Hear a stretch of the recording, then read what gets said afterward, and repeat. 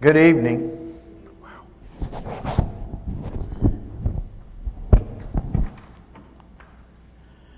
It is good to see everyone tonight. We're going to start a new study. A Tale of Two Churches is what we're going to call this. You all will be happy to know that tomorrow I'm getting my hair cut. I have waited for this day for a long time. She reopened her shop, but it was on Tuesdays and I couldn't go about 2 or 3 weeks ago. So she finally said, I can take people on Thursday, and that's my day I can go, and so I'm going to get it cut. I'm going to lose about 5 pounds, I think, when they get it off. Actually, on Sunday when I was preaching, after I finished, Paul Montandon texted me. He and Carolyn were at the house because of his foot operation that he had, and so they texted me, and she said, Doug, it looked like you had a halo around your head. And I looked at it online, and sure enough, my white right here kind of went like that back, and he said, no, it's just his old gray hair. And my response to that was, I think Carolyn's right, it was a halo, so I'm sure it is a halo. Y'all probably don't believe that, but I think so. All right, A Tale of Two Churches. This is going to be a topical study. So I used those pictures that are up there. Both of them are similar buildings, but one's in much better shape than the other one. Now, we all know that the church is not the building, but I had to use that to make a point. Because the building up there that looks in pretty good shape, but could probably use a little tweaking along the way, is the church at Thessalonica.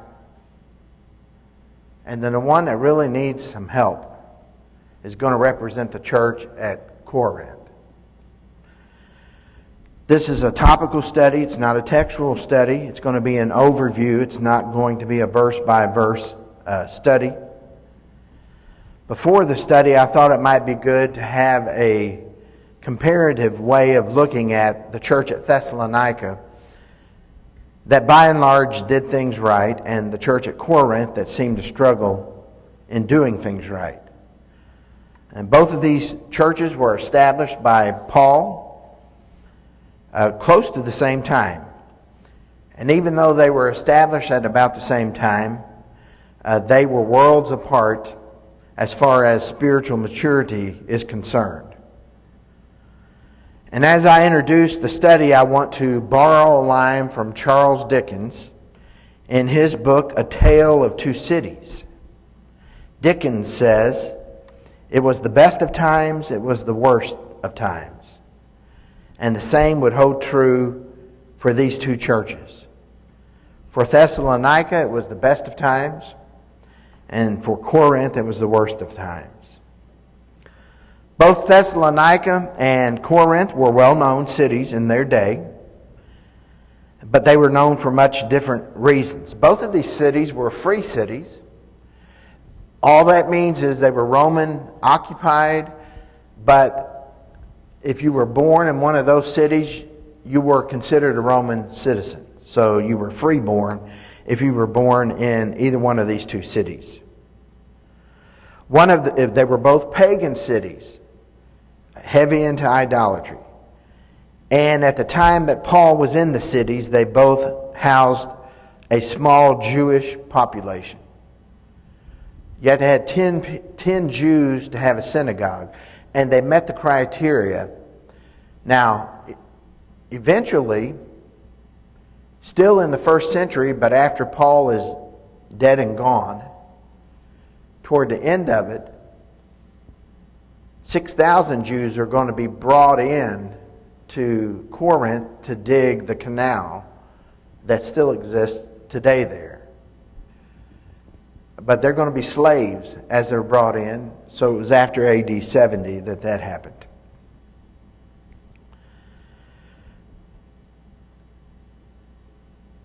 Thessalonica was a very structured city. It's being unearthed even today as we're speaking. very well laid out, very much structured, and their criminal justice system was in comparison to the Romans. They had judges and polycarps and all of those different aspects of as the Romans did. But in Corinth, it was more lawless and chaotic. It was more corrupt than the others. Now, Thessalonica originally was called Therma. Anyone want to venture a guess why they call Thessalonica Therma? Therma. When you think of hot springs were located in Thessalonica. But originally it was called Therma. In 315 BC, King Cassander occupied the city and renamed it for his wife Salonica, who was the half-sister to Alexander the Great. So, in Thessalonica, a major highway came through. That highway was called the Egnatian, Egnatian Way, the Egnatian Highway. It was one of the major highways back at that time. Also in the city, the seaport could easily, it was deep, and it could easily bring in many ships into that area. So there's a reason why that's important to this study. For the city, not the church, but for the city of Thessalonica, why would it be important that it was located on a highway with this nice seaport? Trade. Okay, it was one of the leading commercial trade centers in Greece at that time. Thessalonica grew because of that. And if I was going to plant a city, I would want that highway coming through there, and I would want that seaport right there. Because I would want businesses to grow, be prosperous, and to have that seaport and that highway would really mean something. Now, to shift gears just a little bit, let's consider the church being in Thessalonica. Why would you want a church right there? And I know to save souls is the correct answer, but why right there?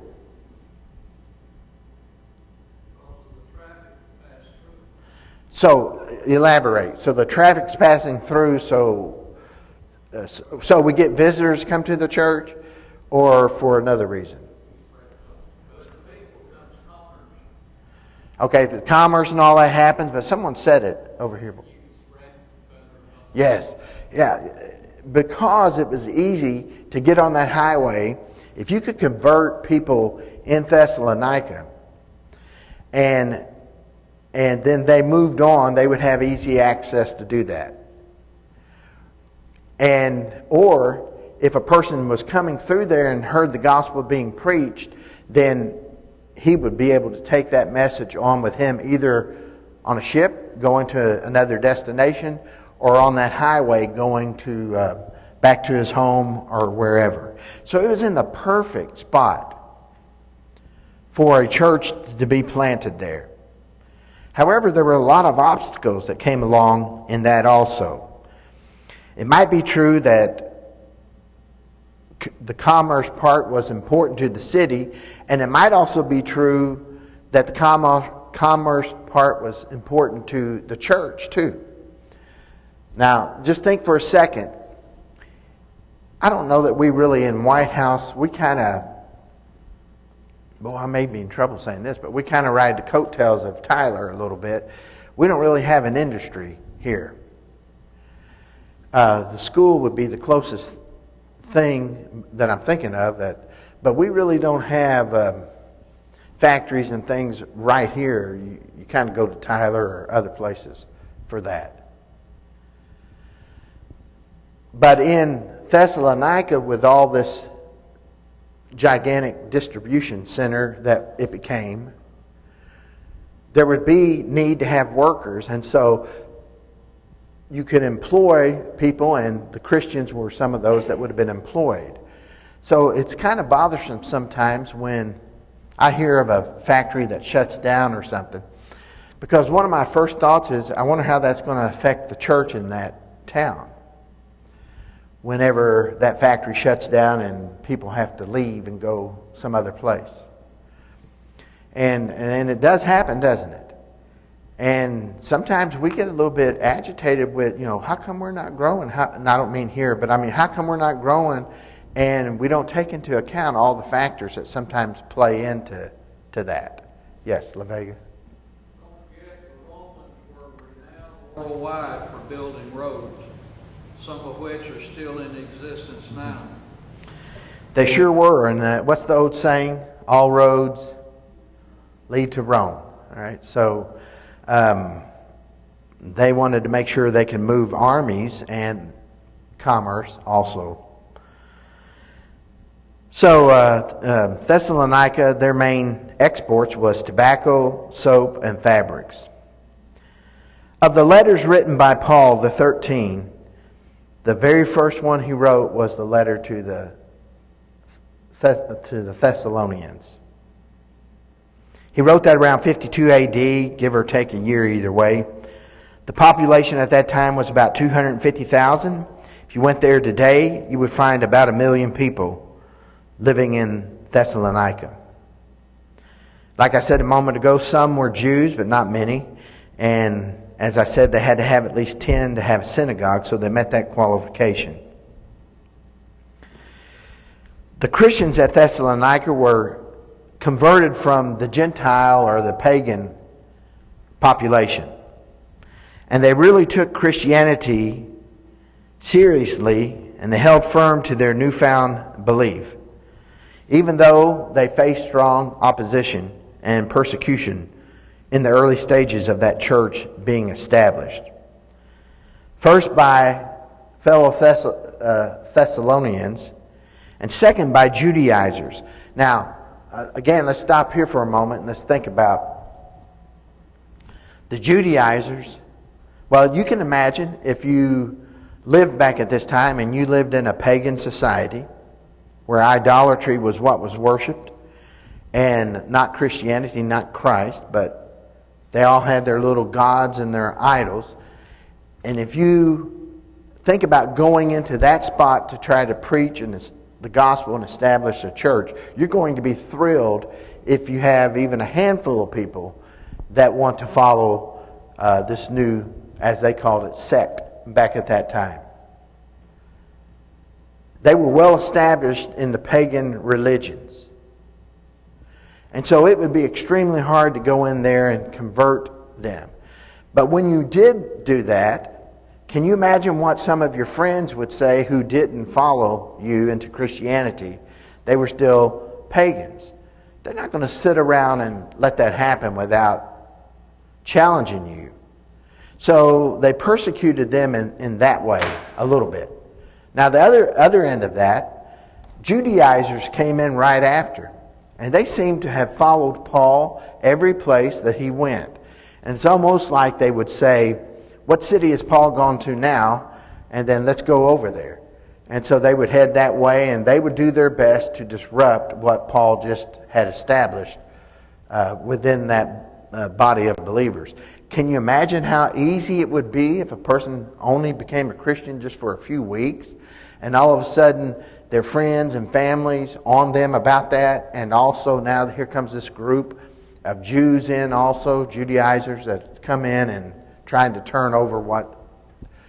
And Paul's gone by that time. Paul was only there 3 weeks, and he established a church. He's already gone. And yet when Timothy comes to Corinth with a report about the Thessalonians, he tells Paul in Corinth they've held firm in the face of persecution. They're still strong in their faith. And they had some misgivings about some things, but Paul was so encouraged because they had held firm in their faith. But I can only imagine how difficult it would be to be in that situation. So there's a little town in southern Indiana I'm familiar with. And in that little town, there's one religion that's predominant. And almost everybody in the town, including city council members and the mayor and everybody else back at the time I'm thinking about, they were all of this one religion. And you pretty much had to be of that religion to get anything done that you wanted done. So there was a group of people, and a man from Texas had gone up. He preached in a tent. He just set a tent up and started preaching. He got a crowd. He ended up, in 2 weeks, he baptized 7 people. But now he has to go back home. So what do they do with those 7 people who are now Christians? And they're not 100% for sure what all they need to do. They have the Bible, but they're going to have to figure all this out. So it was recommended that a man and his wife move to that town and help these 7 people out. So the man and the woman decided they would move to the town and take on this work. Now, those 7 original members, at least the last I knew, were still members several years later. So they had held firm to what they were taught. Enough that they were converted, and now they held firm to it all the way through.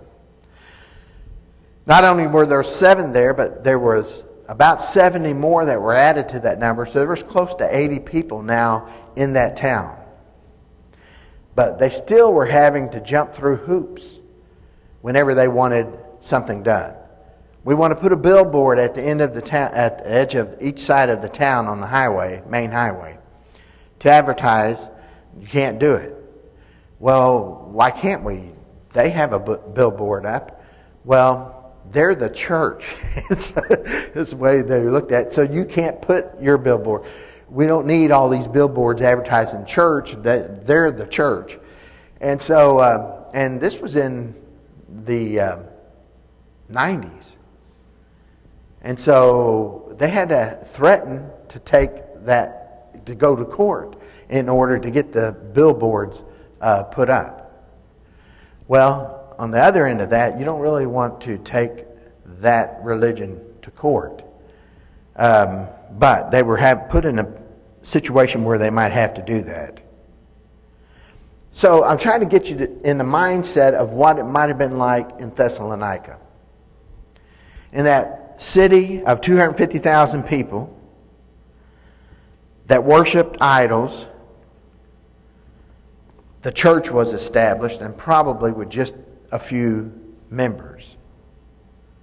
But they persevered. They made it through that time. Now, just a little bit of information about Corinth. Corinth had been around a lot longer than Thessalonica, but it had been completely destroyed in 146 AD by the Romans. 146 BC by the Romans.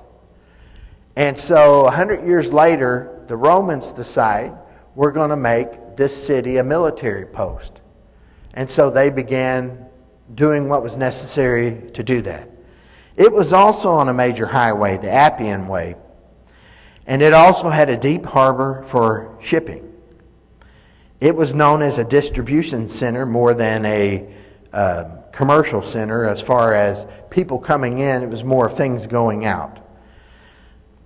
But the only way I know how to explain it, by the way, it had about 600,000 people just in 100 years.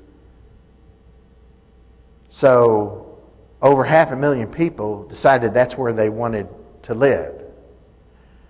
I don't know how many it has today, but it grew really quickly back at that time. But the only way I can describe it is this city would be equivalent to Las Vegas today. The main tourism was through entertainment. And people didn't travel to Las Vegas to go to a gospel meeting. Okay? That's not why they were going there. They were going there for other reasons. one of which was a temple that sat just outside the city, the Temple of Aphrodite. That temple housed 1,000 priestess, female priests, who were really prostitutes. Now, just like Thessalonica, they had few Jews in Corinth. So let's look a little bit at the books tonight. First, the letter to the Thessalonians. Paul wrote this letter, like I said, around 51, 52 AD. He actually wrote it from Corinth. It was the first letter of the 13 that he wrote.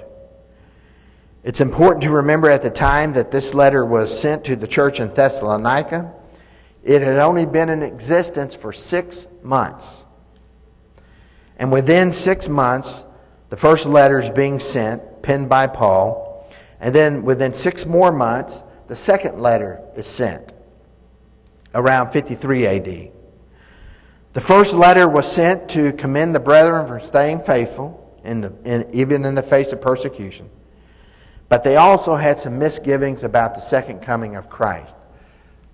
Y'all want to elaborate a little bit on what those misgivings were? Anybody want to take that on?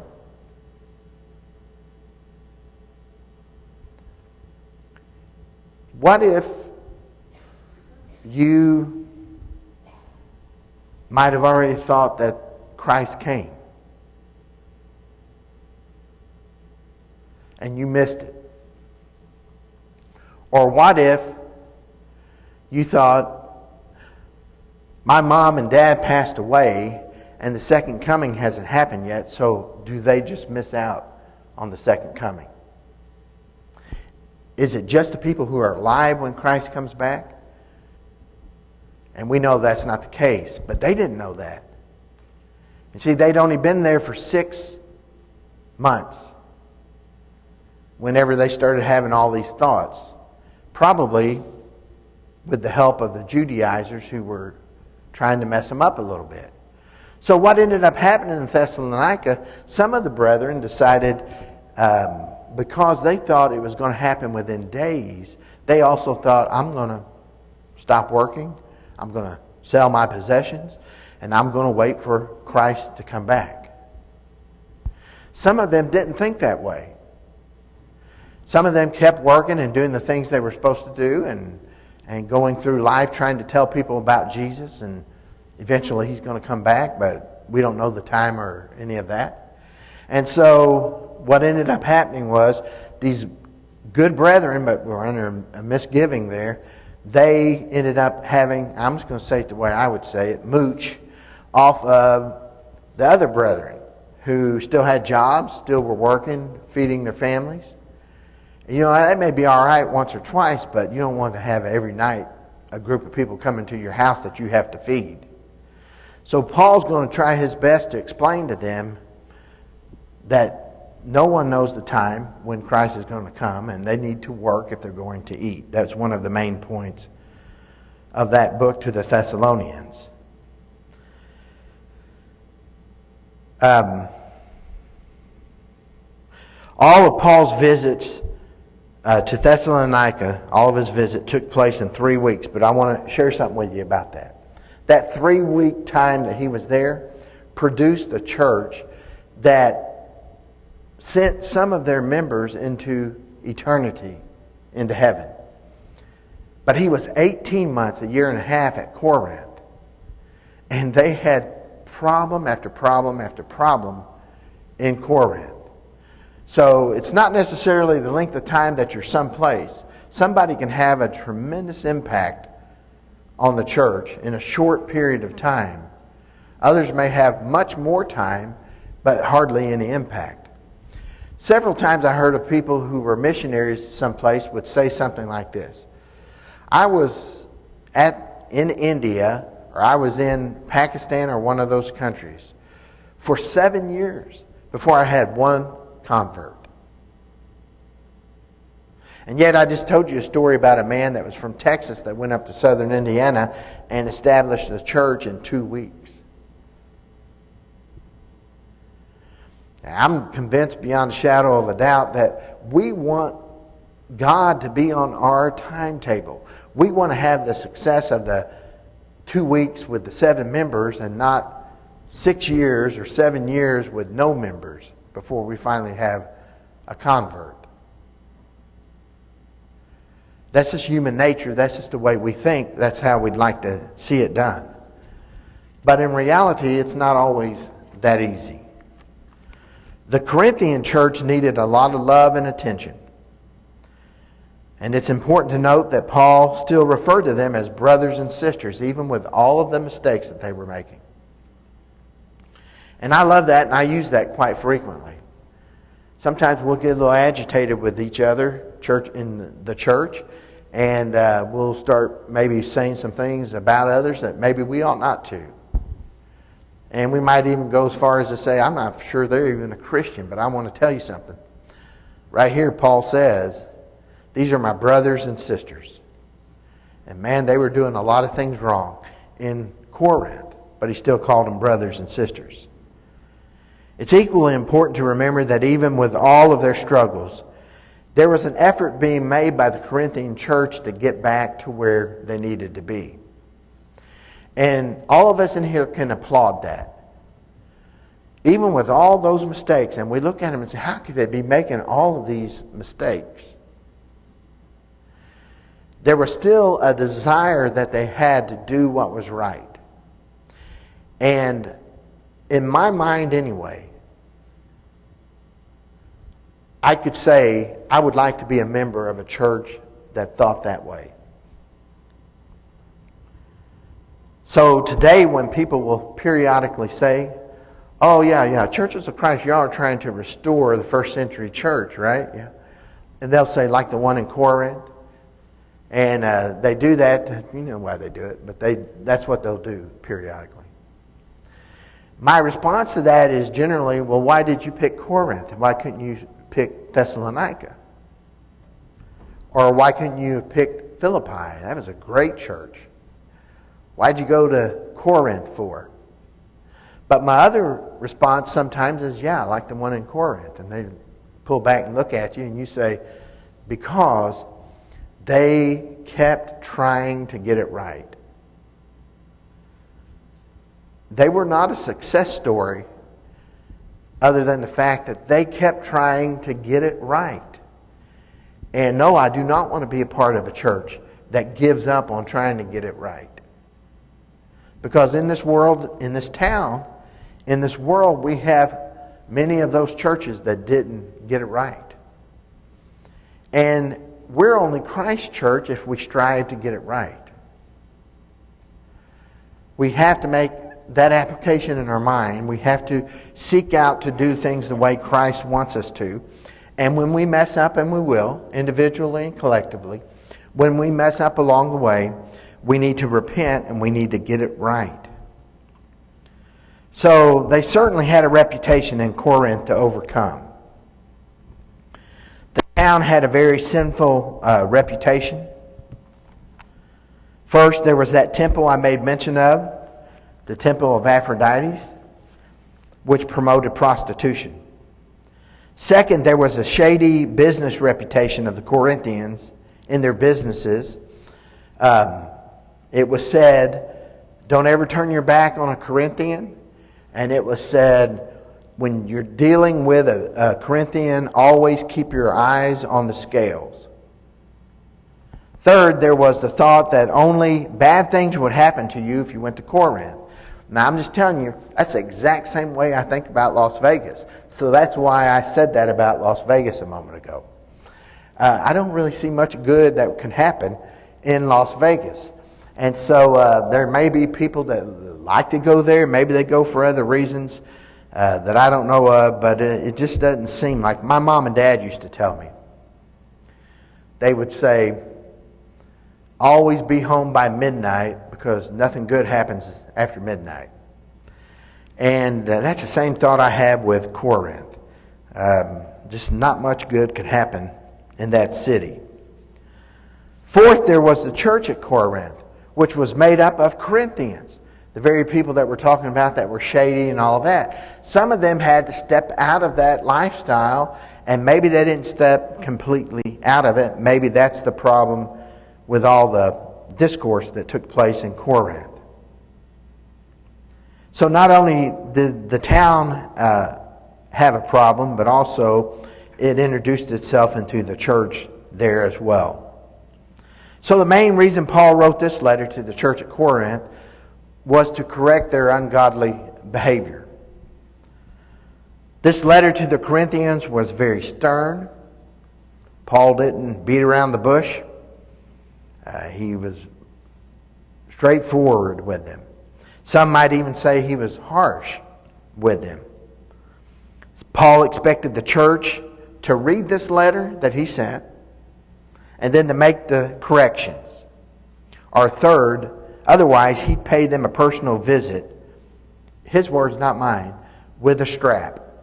Now, that's pretty harsh coming from the lips of an apostle. But if you don't get this right, I'm going to visit with you. And I'm going to bring a strap with me when I come. So, does anyone not understand what he meant by that? They were going to be getting a whipping when he came. But, spiritually speaking, I'm sure it wasn't physical. Although I've often said if I had a ski mask and a 2x4, I could take care of a lot of church problems. I don't think it necessarily applies in this case. All right? I think when we say stuff like that, we need to be talking spiritually, not physically. So Paul was some kind of guy. He was just great.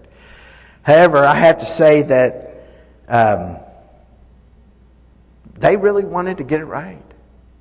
Because when he wrote 2 Corinthians, the way that he wrote that letter, they had made improvements. It wasn't that they kept doing things the wrong way. They had made some adjustments along the way. They weren't there yet. They still had a long way to go. But they had made some corrections.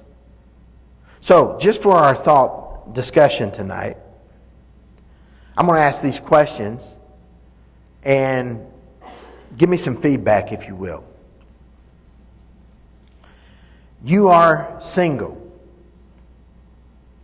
You just received your degree from college. You want to go in the mission field. So you want to be a missionary. Your sponsoring church says we have 2 cities that you can go to. And I just described all that to you for a reason. All right? So don't let me down here. All right? Have 2 cities you can go to. One of them's Thessalonica. By the way, I always have to do this. If you were in the city today and you said Thessalonica, they would correct you quickly. They call it Thessaloniki. But if you were in Thessalonica today, if you went there as a missionary, would that be the city you'd want to go to? Or would you rather go to Corinth? Now you gotta get your mind right on this. All right? You're single and you just got out of college with a Bible degree. Let's go ahead and throw that in there too. All right? Church says Thessalonica or Corinth. Which one would you pick and why? The clock is ticking.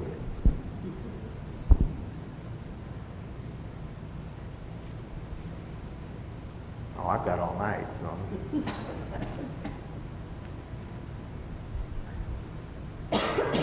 Huh? Corinth. Why would you pick Corinth? Because you're young and you have nothing to lose if you get like murdered or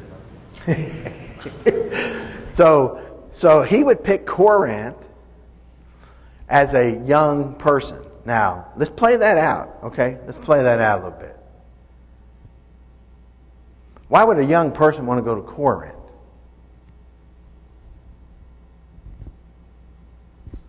It's exciting in Corinth. Man, there's things to do.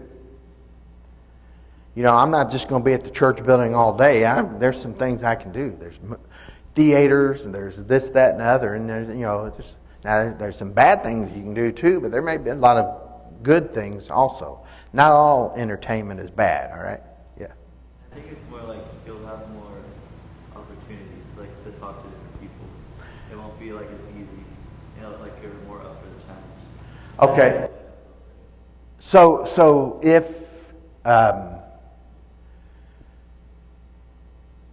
if there was a town that needed the gospel preached in it, it would be that town, wouldn't it? And so that's the challenge to a person. Oh man, I want to go to Corinth.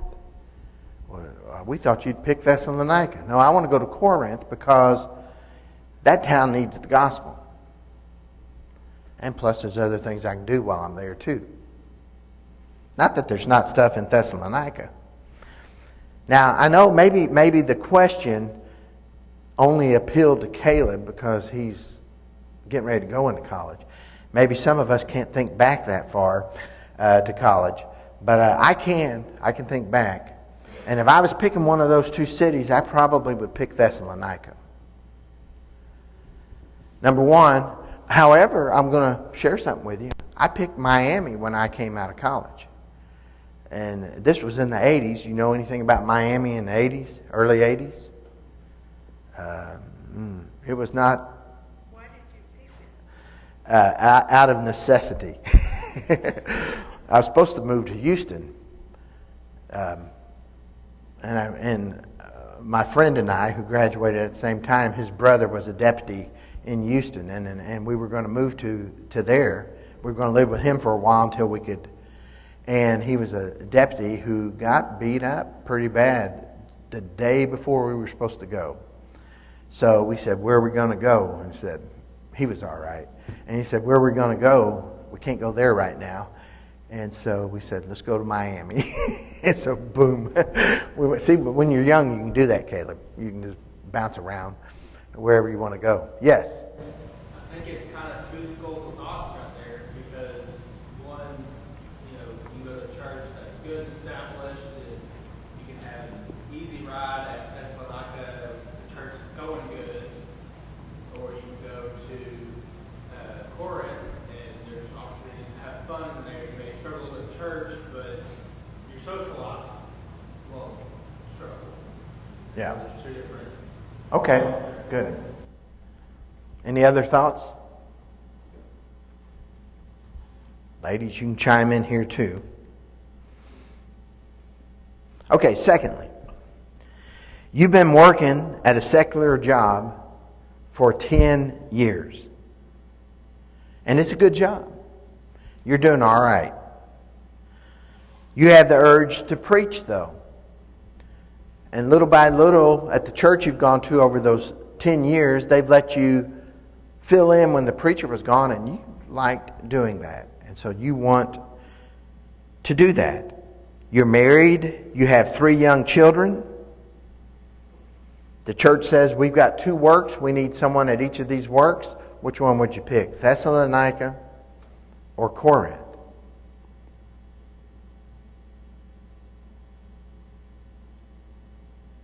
I picked Thessalonica if I had my young kids with me. Yeah. With children, that throws a whole different perspective on it. Because if you have your children,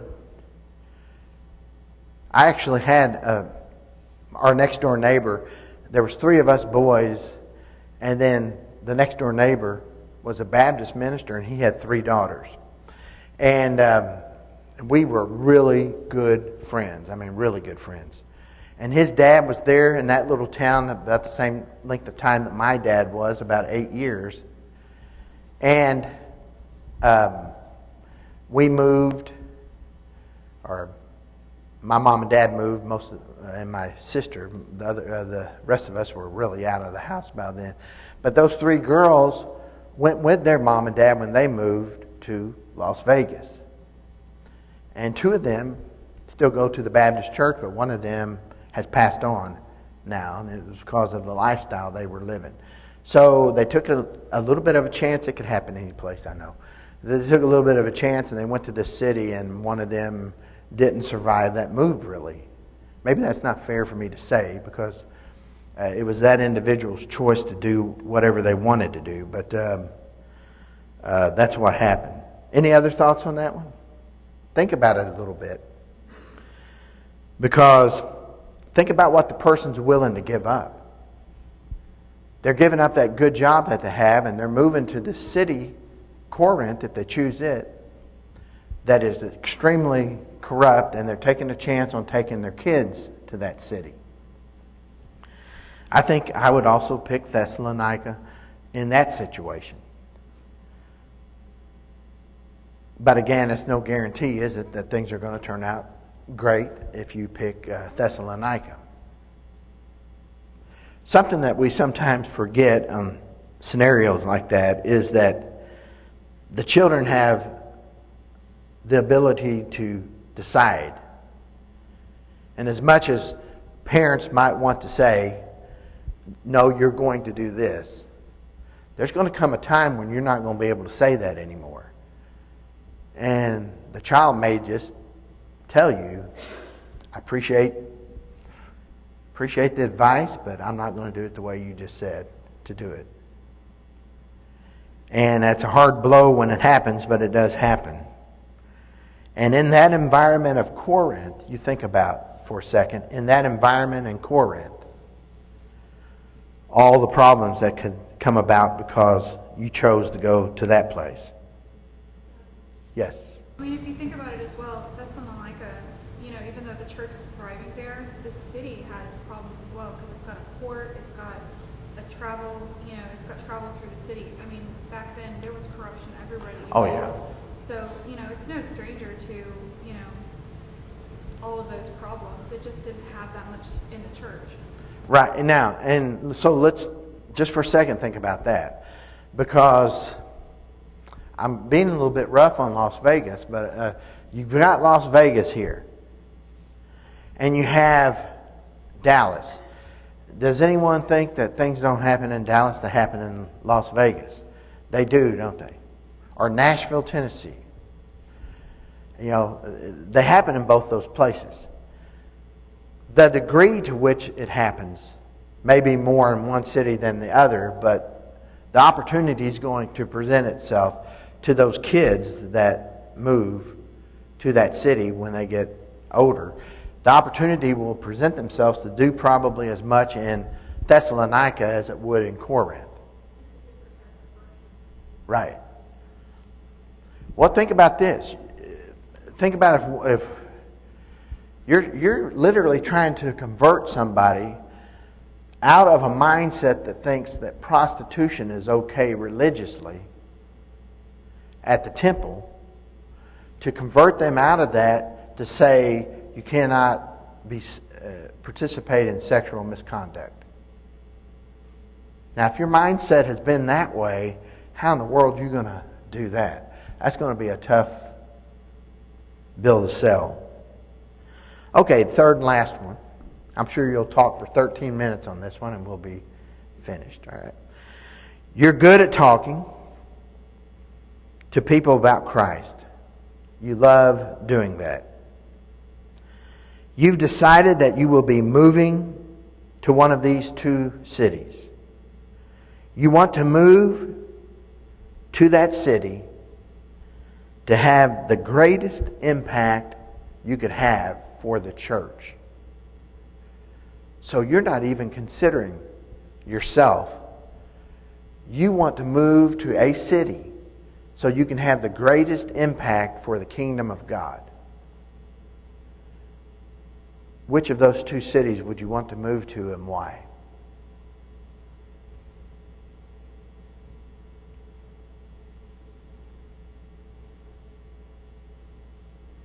Man, I just thought that would be the easiest one. Which of those two cities?